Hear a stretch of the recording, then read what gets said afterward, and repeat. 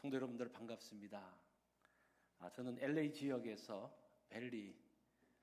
벨리라는 또 북쪽으로 가면 한 30분 정도 가면 벨리라는 지역이 있는데 그곳에서 벨리 한인 커뮤니티 교회를 심호하고 있는 이준우 목사입니다.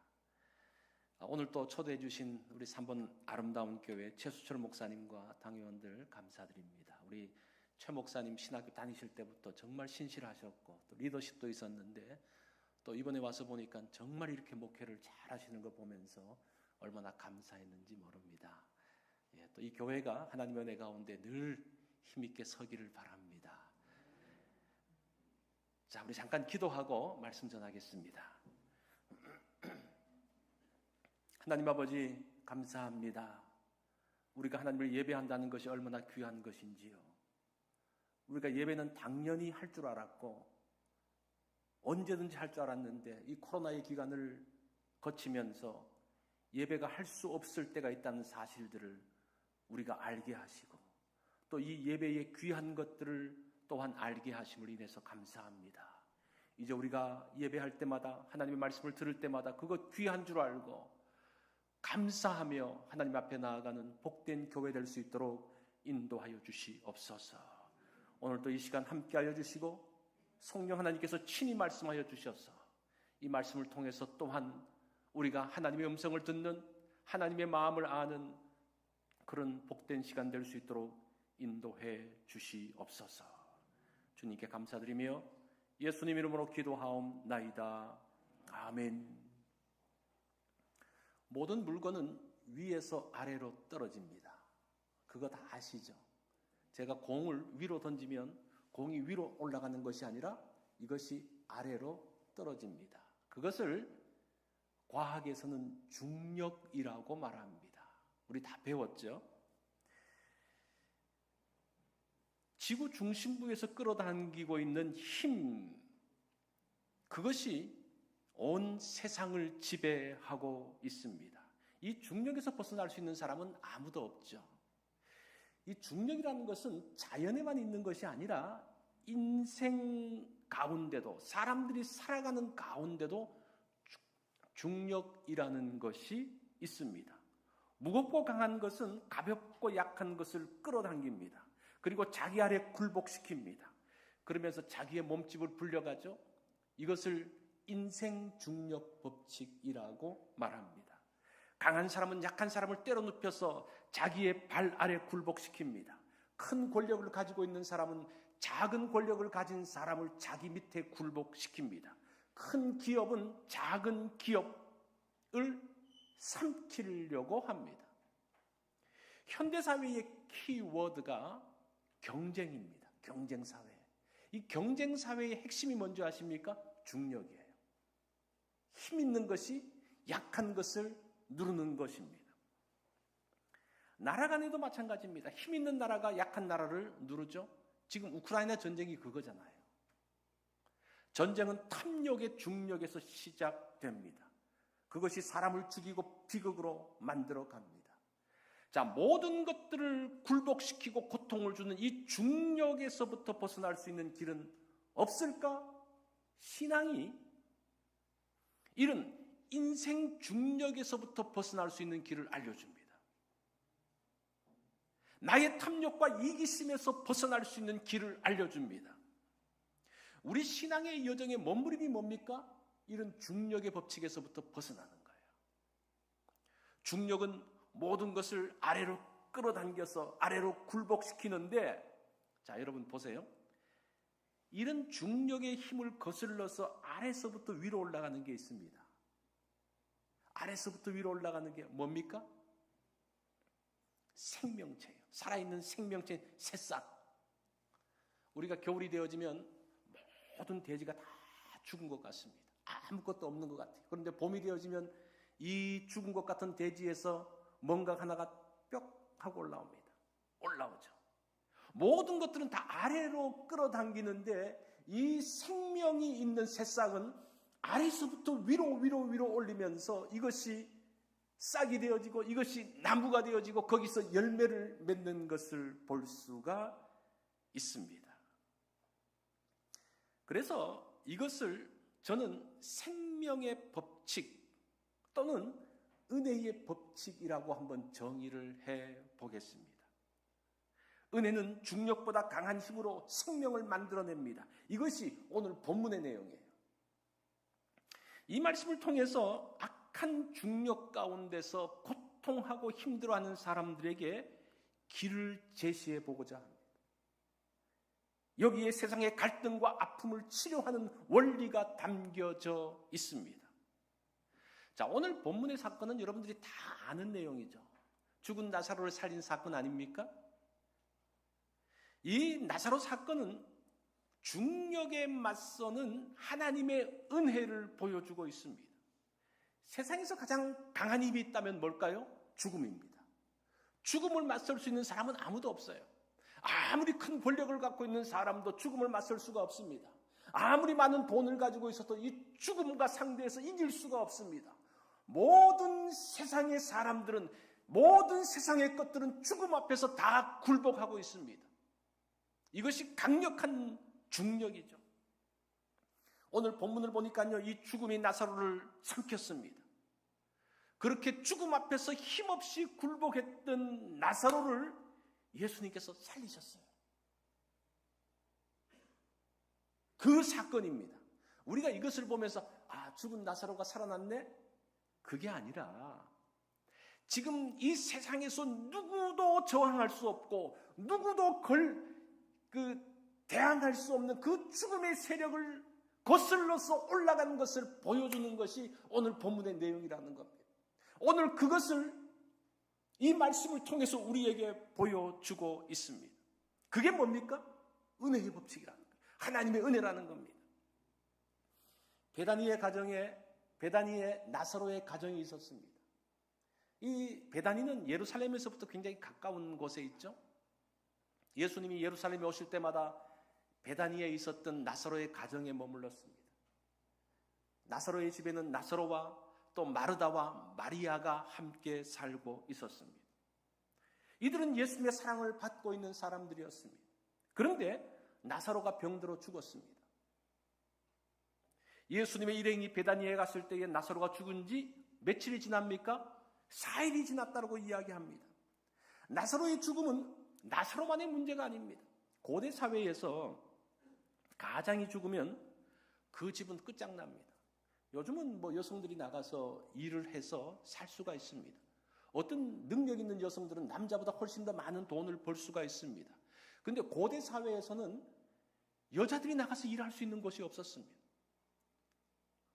그냥 남자가 죽으면 그냥 그대로 굶어 죽을 수밖에 없는, 아니면 다른 데 시집 가가지고 또 그곳에서부터 공급받을 수밖에 없는 그런 사회였습니다.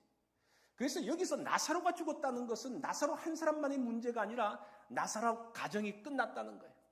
더 이상은 그 가정에서 어떤 것들도 그 가정 전체가 무너졌던 것을 이야기하고 있습니다. 이렇게 죽음이라는 것은 이렇게 강한 힘을 가지고 한 가정을 짓누르고 있는 것을 보게 됩니다. 병에 걸린 것과 죽는 것은 차원이 다르죠. 병은 기회가 있어요. 그죠? 나을 수 있는 기회가 있습니다. 근데 죽었다는 것은 이미 다 끝입니다. 더 이상의 기회가 없습니다. 모든 것이 끝난 상황에서 예수님은 새로운 일을 하십니다. 죽음 앞에서 예수님은 무엇을 말씀하십니까? 부활과 생명을 말씀하고 있죠. 부활과 생명은 중력의 법칙을 맞서는 힘이 있습니다. 사망의 세력 앞에서도 하나님의 은혜의 법칙이 얼마나 힘 있는지를 보여주고 있습니다. 25절 말씀을 보면 예수께서 이르시되 나는 부활이요 생명이니 나를 믿는 자는 죽어도 살겠고 무릇 살아서 나를 믿는 자는 영원히 죽지 아니하리니 이것을 내가 믿느냐라고 말씀합니다. 이것은 예수님의 선언입니다. 예수님은 죽음을 뛰어넘으시는 분입니다. 사망의 권세를 이기시는 분입니다. 그래서 예수님은 믿는 자들이 사망의 세력에 굴복하는 것을 버려두지 않습니다. 예수의 부활에 참여하게 하십니다. 영원한 하나님의 나라로 인도하십니다. 예수님은 생명이시죠. 생명. 우리가 25절 중간쯤부터 보면 우리 다 같이 한번 읽어볼까요? 나를 믿는 자는부터 시작해서 26절 초반까지 시작. 나를 믿는 자는 죽어도 살겠고 무릇 살아서 나를 믿는 자는 영원히 죽지 아니하리니. 여기까지. 예수 생명은 영원히 죽지 않는 겁니다. 예수님을 믿으면 영원히 죽지 않는다고 말하면 이것을 영생이라고 말하잖아요. 예수님과 함께 영원히 사는 것입니다. 부활이요 생명이신 예수님은 중력의 법칙을 맞서서 은혜와 생명의 법칙을 작동하고 있습니다. 자, 오늘 또 본문을 보면 나사로의 죽음 앞에서 예수님과 마르다의 대화를 볼 수가 있습니다. 이 마르다의 대화를 보면요, 마르다가 굉장히 믿음 가운데 있고 신앙이 있는 것 같은데 실제는 믿음을 따라 은혜를 따라 사는 사람이 아니라 중력을 따라 사는 사람임을 볼 수가 있습니다. 말에는 믿음이 있는데 실제는 그렇지 않아요. 이렇게 말하죠.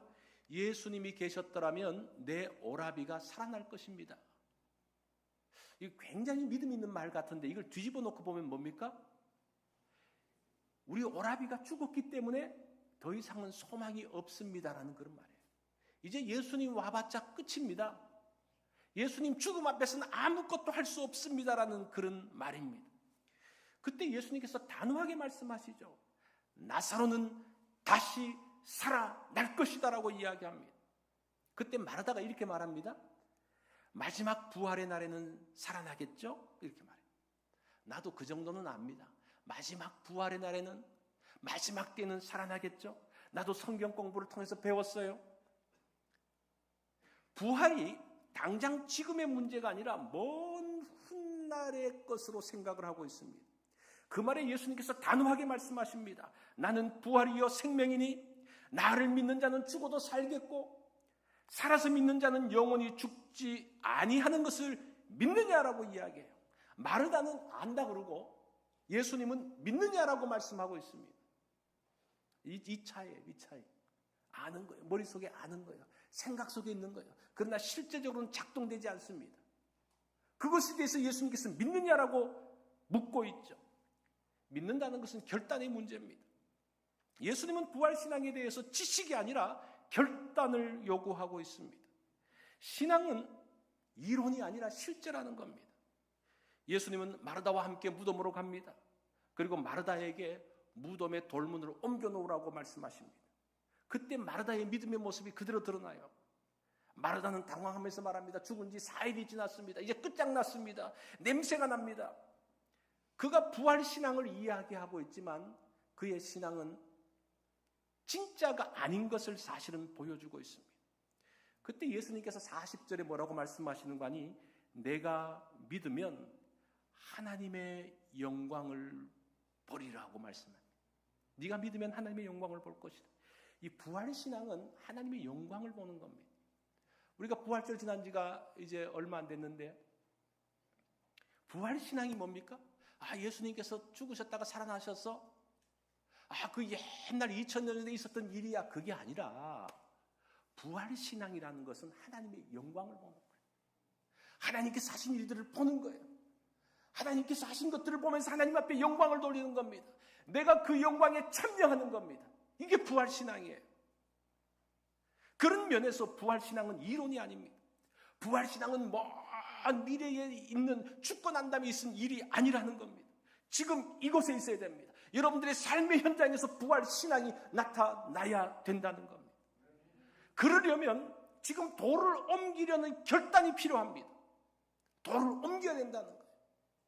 모든 것이 끝났다는 상황 가운데서 주님께서 돌을 옮기라 그랬을 때 내가 생각했을 때는 아니라고 생각하지만 주님의 말씀을 붙들고 나아가는 것이 부활신앙이라는 거예요. 하나님의 영광을 위해서라면 나의 이론과 나의 생각을 내려놓겠습니다. 이렇게 고백하는 것이 부활신앙이에요.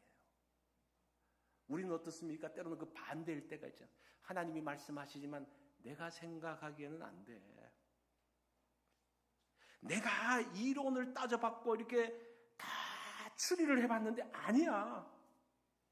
그건 부활신앙이 아니에요. 그렇게 해서는 하나님의 영광에 참여할 수 없다라고 말합니다. 내가 당하는 고난 속에서 주님의 영광을 바라보는 것이, 내가 당하는 고통과 아픔 가운데서 주님의 영광을 바라보는 것이 부활 신앙입니다. 그것이 우리를 찍어 누르고 있는 중력에서부터 거슬러 올라갈 수 있는 하나님의 은혜라는 겁니다. 내 문제를 가지고 주님 앞에 나갈 때 하나님의 영광에 초점을 맞출 수가 없어요. 내 문제에만 빠져 있으면요, 하나님의 영광을 볼 수가 없어요.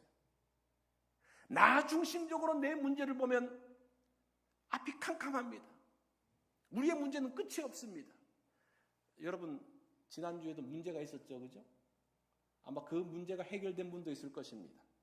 자, 그 문제가 해결됐다고 그 이후로는 문제가 없을까요?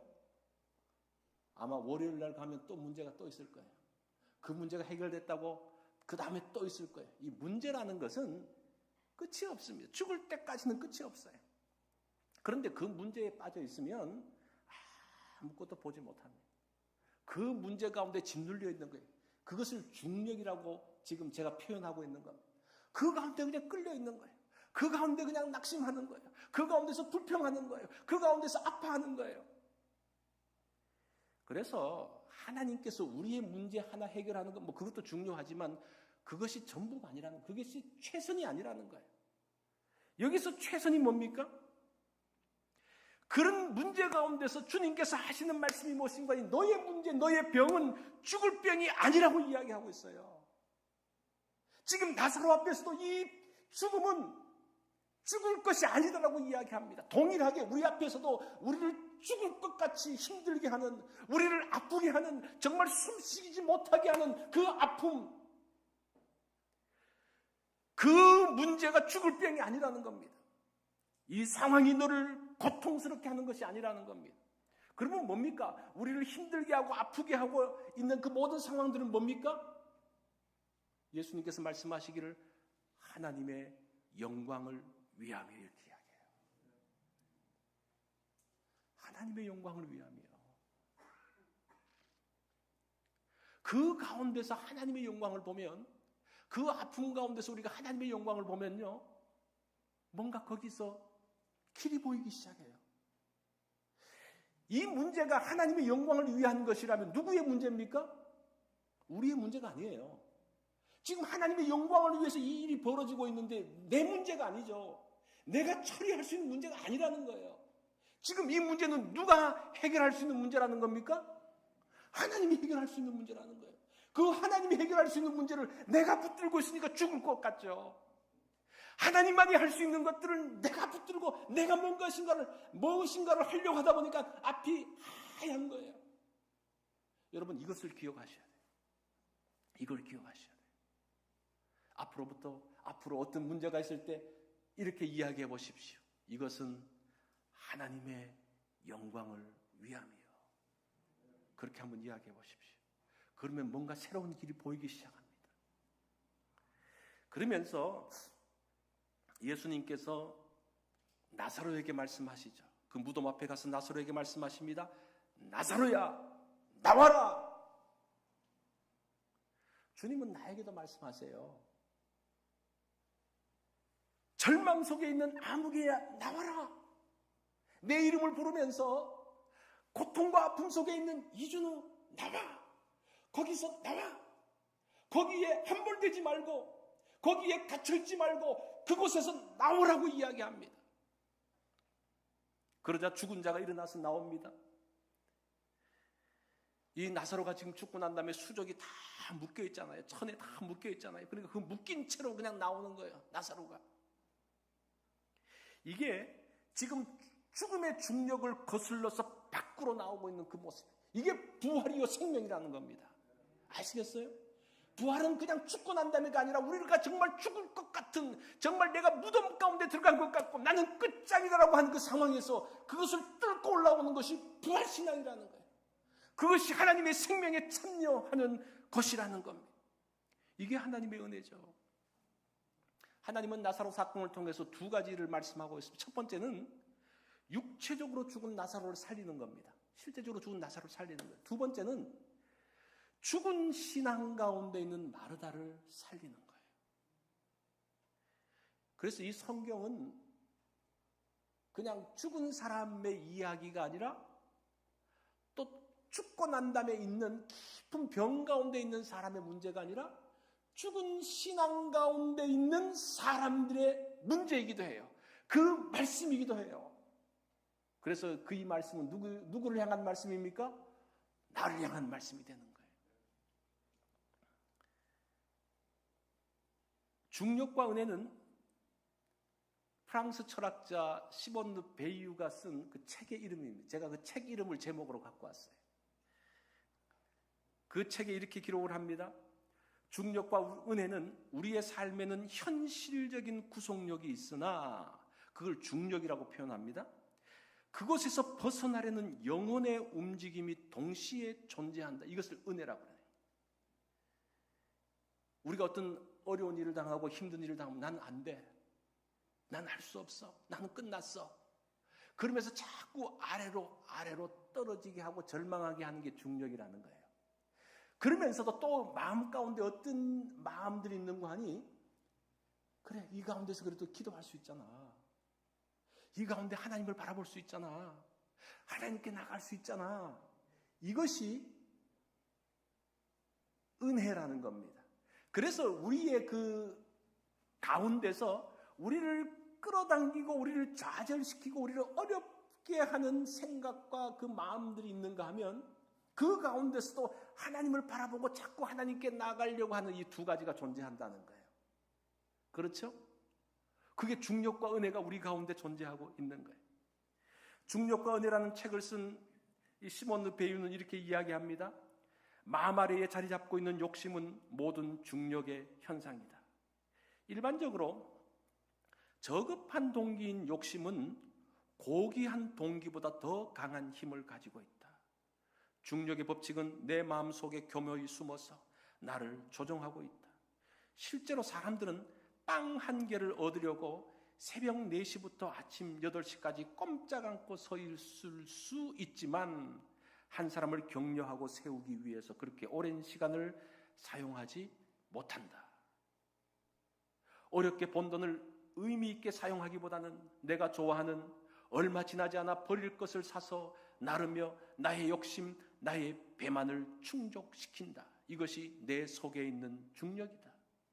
이처럼 중력에 굴복해 떨어지고 또 떨어지는 것이 중력의 비극이다. 이것이 탐욕과 자기중심의 중력에 빠져있는 사람이다. 시몬 르 베이유의 이야기입니다. 이게 인간입니다. 인간이에요. 인간은 결국 넘어지는 존재입니다. 우리의 욕심 가운데 사는 존재들이에요. 여러분 넘어지지 않는다고 장담할 수 있습니까? 다 넘어져요.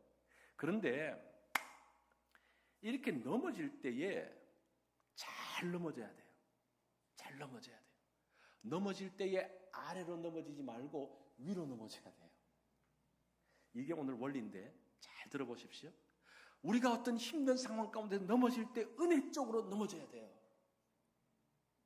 오늘 성경이 그것을 말씀하고 있어요. 여러분 오늘 이 말씀을 통해서 그 방법을 아셔야 됩니다. 우리는 계속적으로 넘어지는 존재인데 넘어질 때에 중력에 끌려서 바닥으로 떨어지면 비참하게 떨어집니다. 그러나 위로 떨어지면 우리는 그 가운데서 새로운 것들을 만들어낼 수가 있습니다.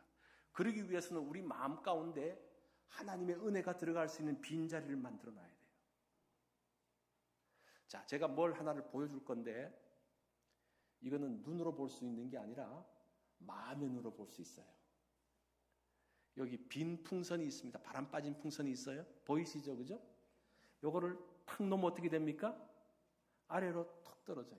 그런데 이 풍선을 가지고 바람 부는 거예요.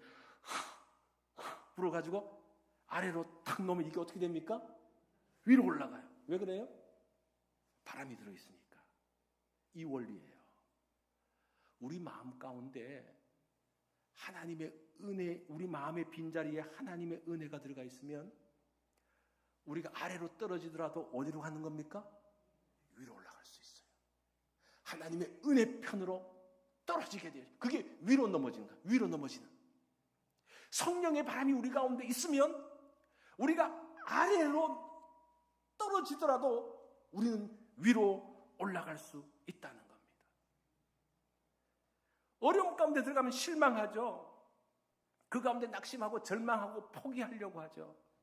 그런데 믿음의 사람들은 그 가운데서, 그 어려움 가운데서 무엇을 생각하는 거 아니?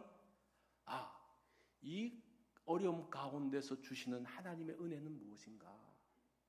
하나님의 뜻이 도대체 어디에 있는가를 생각해 보는 거예요. 그러면 뭔가 새로운 길이 보이기 시작해요. 저도 그런 경험들을 여러 번 했습니다. 어려움 당할 때가 있습니다. 정말 그 어려움이 나를 짓누르고 정말 끝장날 것처럼 생각이 되기도 합니다. 그런데 그런 상황에서 이렇게 말을 해보죠. 하나님께서 나를 아시는데, 하나님께서 나를 사랑하시고 나를 잘 아시는데 하나님께서 나를 이렇게 어렵게 하시고 힘들게 하신 이유가 뭘까? 하나님께서 어떤 뜻을 가지고 계실까? 이 생각을 하면 뭔가 새로운 것들이 보이기 시작해요. 아마 여러분들도 그런 경험들을 해보셨을 거예요. 해보셨죠? 어려움 당할 때에 막 낙심도 하고 때로는 화도 내고 그러다가도 이런 생각이 들잖아요. 그래도 한번 기도해 봐야지. 기도하면서 하나님, 도대체 이것이 무슨 하나님의 뜻입니까? 하나님께서 어떤 계획이 있습니까? 그러면서 조금씩 거기서부터 벗어날 수 있어요. 저도 그런 어려움의 과정을 거치고 나면, 그 어려움이 끝나고 고난이 끝나고 나면요, 꼭 하나님의 은혜가 있더라고요. 내가 당했던 고난의 시간보다 훨씬 더 큰 은혜가 있어요. 그 다음부터는 이 어려움이 있으면 어떤 생각이 드는 거 아니? 하나님께서 도대체 어떤 은혜를 주시려고 또 이런 어려움을 주시는가? 기대감이 있는 거예요. 이게 은혜 쪽으로 넘어지는 거예요. 이것이 위로 넘어지는 것입니다. 이것이 우리를 중력을 넘어서 은혜로 가는 길입니다. 우리의 마음은 뭐와 같습니까? 풍선과 같아요.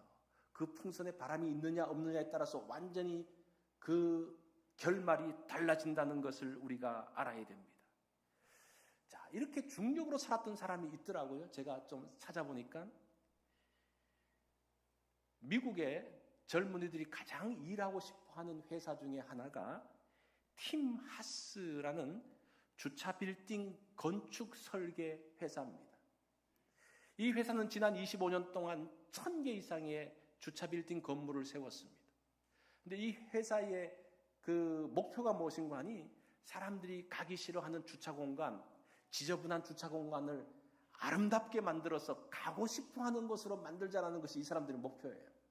그래서 그 주차 공간 만든 거 보면요, 굉장히 멋있게 만들어 놨습니다. 이 팀 하스의 회장이 하형록이라는 분입니다. 팀 하스가 무엇인가 하니, 하의 사람들, 그런 말이에요. 하의 팀이라는 말이 팀 하스입니다. 이 하형록 회장의 아버지는 목사님이었습니다. 부산에서 한센병, 그러니까 나병 환자촌 목회를 하셨던 분입니다. 그러던 중에 선교사의 도움으로 1969년 온 가족이 미국 필라델피아로 이민을 오게 됩니다. 어린 하형록도 그때 같이 미국으로 왔죠. 이분은, 이제 하 회장은 유펜 대학, 유펜 그러면 펜실베니아 대학이 굉장히 좋은 대학입니다. 이 펜실베니아 주립대학과 대학원 건축과를 나와서 주차 빌딩 건축 설계 회사인 워커사에 입사를 합니다. 그 당시에는 굉장히 유색 인종에 대한 차별이 많았습니다. 지금도 그것들이 있지만 그 당시는 더 심했죠. 그런데 이 사람이 정말 결심을 하고 이 회사를 다니는 거예요. 상사가 일을 10개를 주면 이 사람은 11개, 12개를 일하면서 인정을 받았습니다. 그러면서 29살에 이 사람이 회사의 중력이 됩니다.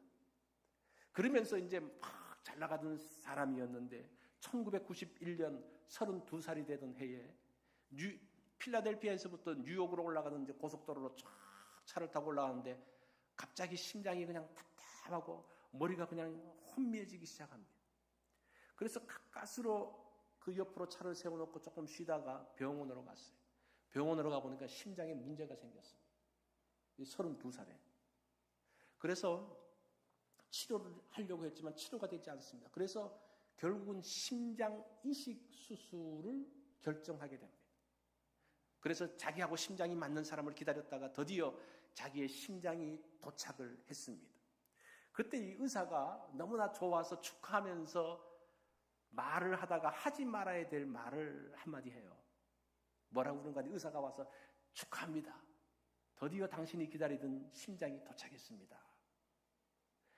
당신 옆 병실에 있는 이 한 여성이 있는데 그 사람은 당신하고 똑같은 심장을 기다리고 있었는데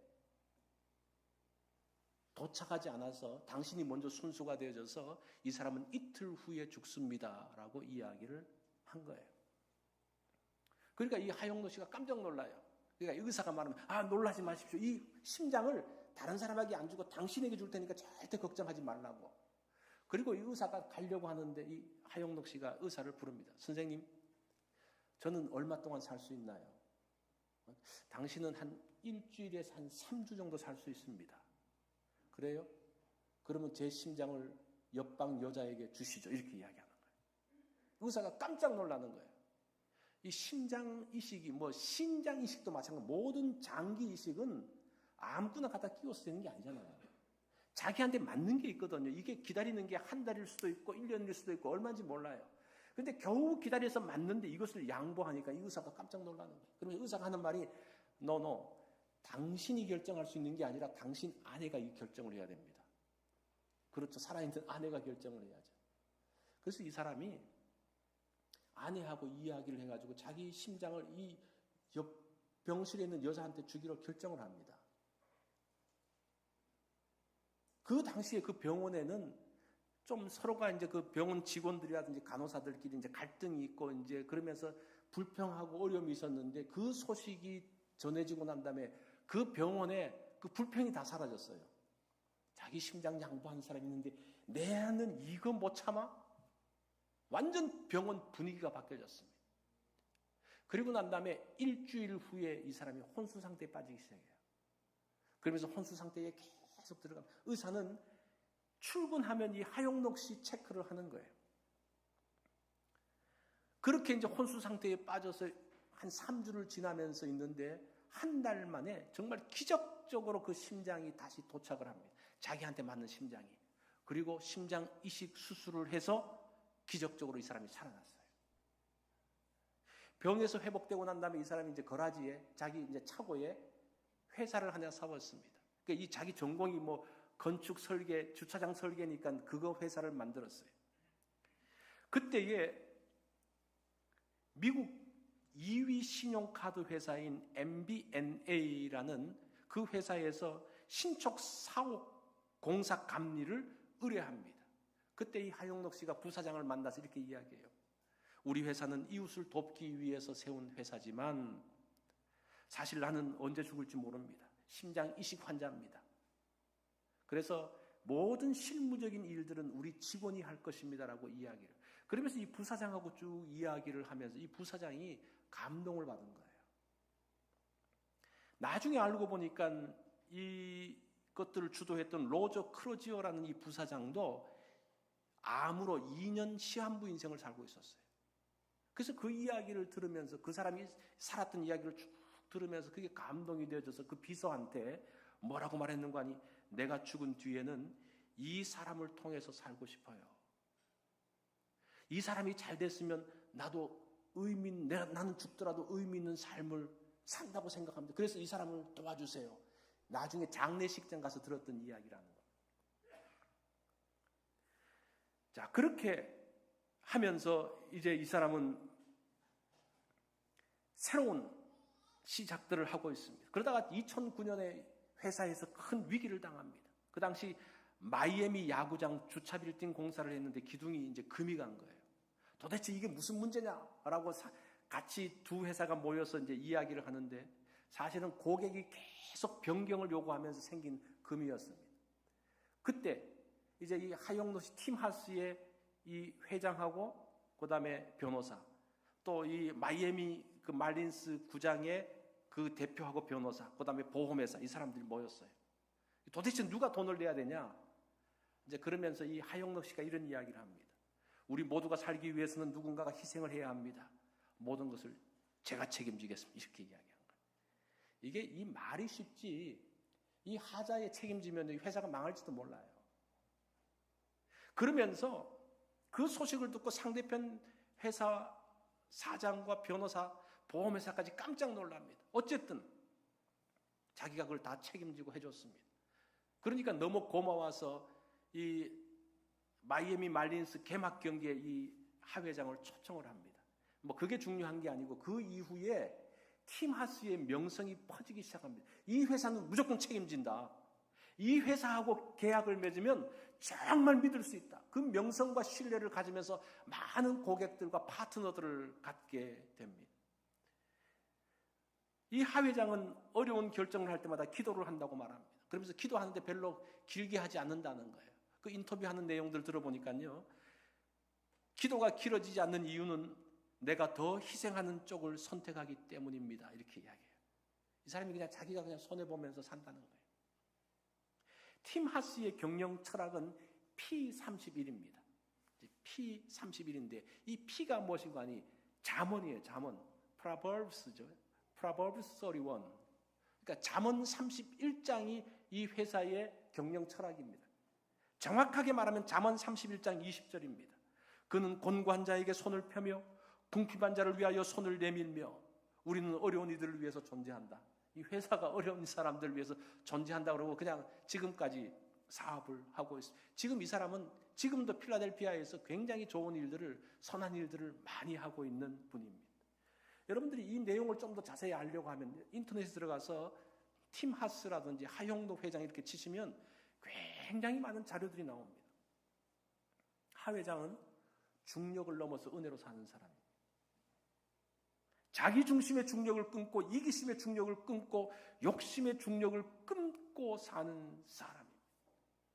이것이 은혜의 삶, 살리는 삶이라는 겁니다. 제가 이렇게 하용록 씨가 이렇게 살았다고 여러분들에게 살라고 말하지는 않겠어요. 이거는 하나님께서 우리에게 주시는 그 믿음의 분량인 것 같아요. 그런데 제가 하나 말씀드리고 싶은 것은 성경을 보면서 이렇게 말하잖아요. 이건 우리 보고 살라고 말하는 게 아니다. 하나님이 이렇게 살라고 말하는 거예요? 아니죠. 이건 살 사람 누가 있어요? 오른뺨을 치면 왼병을 돌려 그런 사람들이 누가 있어요? 그런 사람이 있다는 거예요. 그렇게 말하지 말라는 거예요. 여러분들이 이렇게 사느냐 사지 않느냐는 것은 두 번째고 제가 여러분들에게 말씀드리는 것은 성경대로 못 산다고 말씀하지 마세요. 내가 못 살면 그냥 하나님 죄송합니다. 나는 아직 약합니다. 믿음이 없습니다. 그렇게 고백하지 말씀 보면서 이거 어떻게 살아요? 이렇게 따지지 말라는 거예요. 제가 그래서 이 사람 이야기를 하는 거예요. 여러분 신앙생활이라는 것이 그렇게 녹록한 게 아닙니다. 그냥 교회 한번 나오고 예배 한번 참석하는 것으로 신앙생활 끝난 게 아니에요. 사람들은 그렇게 생각해요. 신앙생활은 너무나 쉽게 생각해요. 아니요, 그렇지 않습니다. 신앙생활을 하면요, 정말 중력을 거슬러서 내가 죽을 것 같은 하나님 앞에 헌신하지 않으면 살 수 없는 그 신앙생활이에요. 신앙생활은 나 혼자 내 생각으로 살 수 있는 게 아니에요. 하나님의 도우심으로 하나님의 은혜로만 살 수 있는 게 신앙생활이에요. 여러분 그런 고백을 하셔야 돼요. 그리고 내가 그걸 못할 때에 하나님 정말 죄송합니다. 용서해 주세요. 제가 아직 여기까지는 안 되네요. 겸손하게 나가는 게 신앙생활이에요.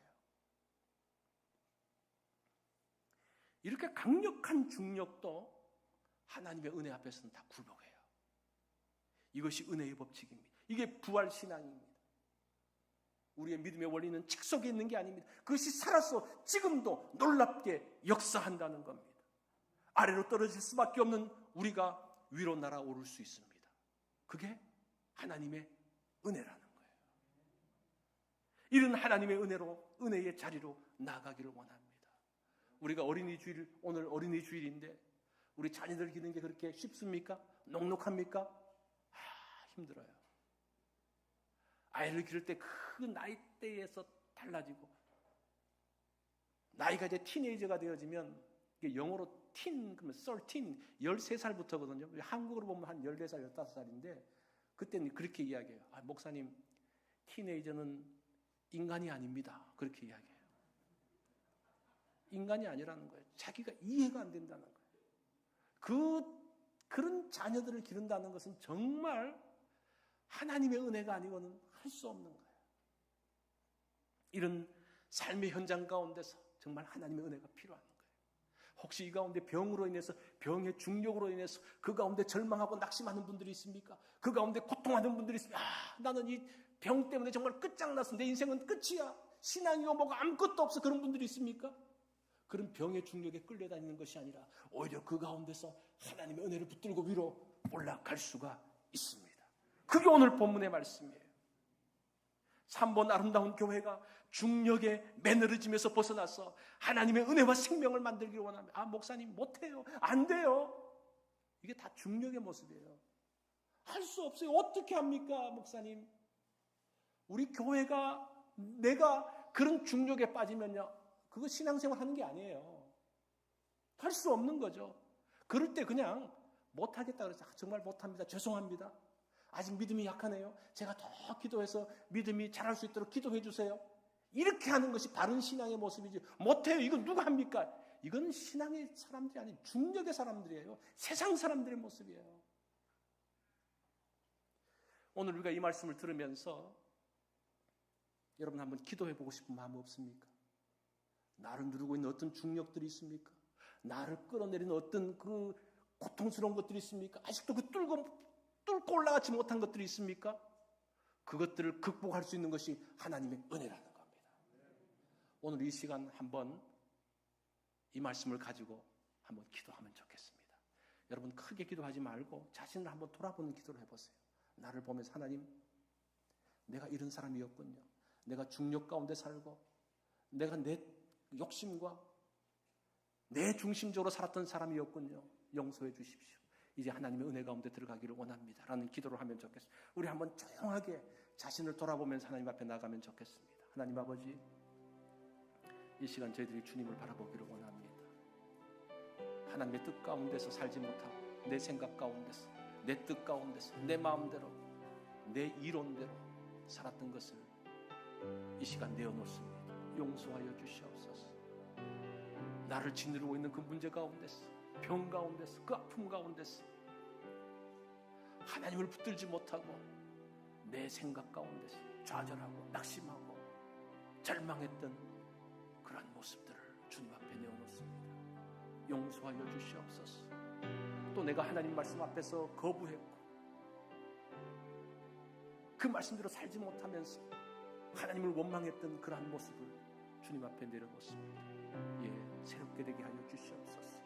이제는 그 중력이 아니라 하나님의 은혜를 따라 사는 우리의 마음 가운데 은혜의 바람이, 성령의 바람이 채워짐으로 인해서 우리가 하나님을 향해서 나아가는, 위로 올라가는 믿음의 사람들 될 수 있도록 하나님 아버지 역사하시고 아버지 인도해 주시옵소서. 하나님 아버지 감사합니다. 오늘 또 이 말씀을 통해서 우리를 여전히 짓누르고 있던 그 중력의 힘들, 그 가운데서 우리가 좌절하고 낙심하고 아파했던 것 모습을 보았습니다. 이제 그것을 거부하고 하나님의 은혜를 따라 나아가는, 예수 생명을 따라 나아가는, 부활 신앙을 따라 나아가는 우리 성도들 될 수 있도록 인도해 주시옵소서. 주님께 감사드리며 예수님 이름으로 기도하옵나이다. 아멘.